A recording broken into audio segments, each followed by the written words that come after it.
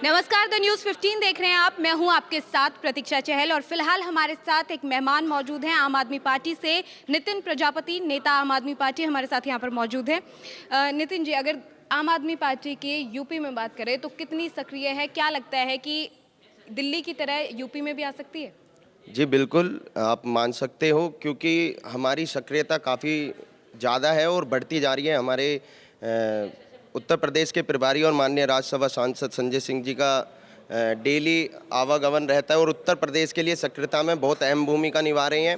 हमारी तिरंगा यात्रा चल रही है हर ज़िले में और अभी पहले हमारी बनारस में तिरंगा यात्रा थी जिसमें भाजपा सरकार के लोगों ने हमें रोकने का प्रयास करा, प्रशासन ने हमें रोकने का प्रयास करा और हमारी तिरंगा यात्रा को असफल बनाने का बहुत प्रयास करा, जिसमें हमारी नोएडा में भी तिरंगा यात्राएं निकली हैं और आने वाली 10 तारीख को दिसंबर को हमारी लोनी गाजियाबाद में तिरंगा यात्राएं निकल रही हैं। अच्छा, लगातार आम आदमी पार्टी को लेकर ये बात कही जाती है कि चेहरे की कमी है, कि सिर्फ केजरीवाल तो दिल्ली के सीएम हैं, तो बाकी राज्यों में चाहे पंजाब हो गया, यूपी हो गया, तो वहाँ पर चेहरे की कमी को लेकर आम आदमी पार्टी को लेकर बात की जाती है। उसको लेकर क्या कहेंगे? मैम देखिए, हमारा काम है जनता का सेवा करना।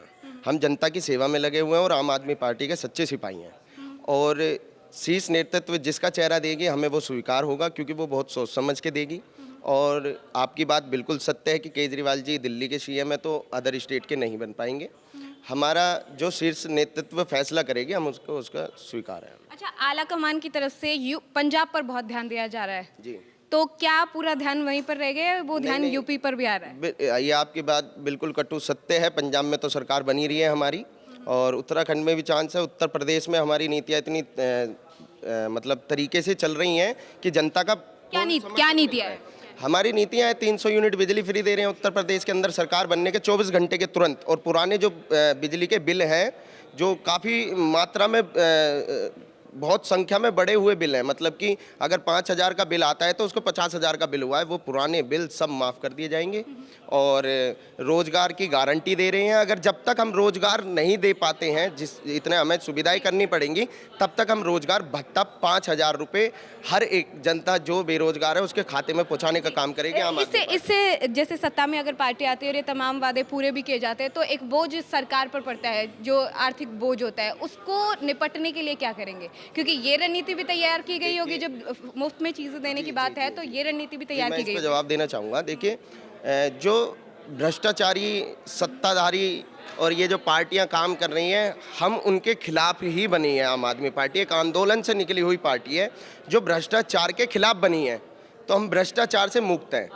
अभी दिल्ली में एक फ्लाईओवर बनना था जिसका बजट काफ़ी ज़्यादा था, वो हमने थोड़ी सी बजट में और बहुत कम समय में तैयार कर दिया। जो बाकी बचा हुआ था हमने उससे महिलाओं को यात्रा फ्री कर दी।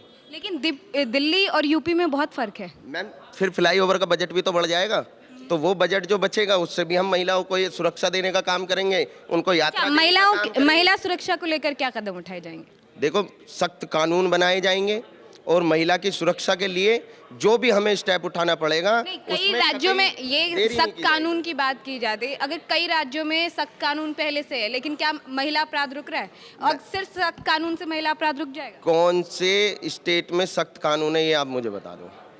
कोई से भी स्टेट में अभी तक मुझे लगता है सख्त कानून, वो खुद ही भ्रष्ट है तो वो क्या दूसरे भ्रष्टाचारी को रोकेंगे? और दूसरा, अगर खुद ही वो गलत है, करप्ट है, हर चीज़ में वो गलत है, तो सामने वाले को कैसे उंगली उठाएंगे? मान लो कोई गलत काम कर रहा है अपने से छोटा और हम उससे बोलें ये गलत काम है, ये मत कर, तो वो भी तो कहेगा तू भी तो गलत करता है।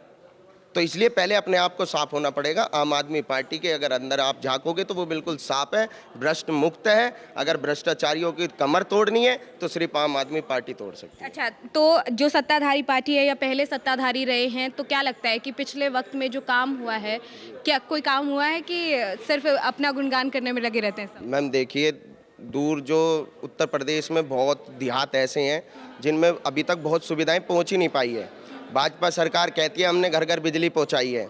आप नोएडा शहर में आ जाओ, देहात की बात छोड़ दो, मैं ऐसी कॉलोनियों के नाम गिनवा दूंगा आपको जिनमें बिजली की तो बात छोड़ दो, खम्भे तक नहीं गड़े हुए हैं। वो इतने परेशान हैं, उनको कह देते हैं डूब क्षेत्र में आ रहा है, इसकी कोई वो नहीं है। आपने ज़मीन और प्लॉट क्यों कटवाई, उसकी रजिस्ट्री क्यों करवाई? अगर आप उन्हें पानी की सुविधा नहीं दे सकते, बिजली की सुविधा नहीं दे सकते, तो आपको वहाँ की, जब वो डूब क्षेत्र था तो आपको रजिस्ट्री क्यों कर ली? मतलब पैसा लेना है आपको। तो ये भ्रष्टाचार है। इसकी हमें कमर तोड़नी है। हमारी दिल्ली के अंदर जितनी कच्ची कॉलोनियाँ थी हमने सबको पक्की रजिस्ट्रेशन दे दिया, सबके बिजली कर दी है और मुफ्त कर दी है, और पानी की सुविधाएं तो आप देख ही रहे हो, और दिल्ली सरकार का काम भी आप देख ही रहे हो। हम ऐसी ही उत्तर प्रदेश के अंदर जितनी कच्ची कॉलोनियों के नाम पे ठगी करती है सरकार, हम उसको मुक्त करेंगे और कच्ची कॉलोनियों को पक्की में तब्दील करने का काम करेंगे।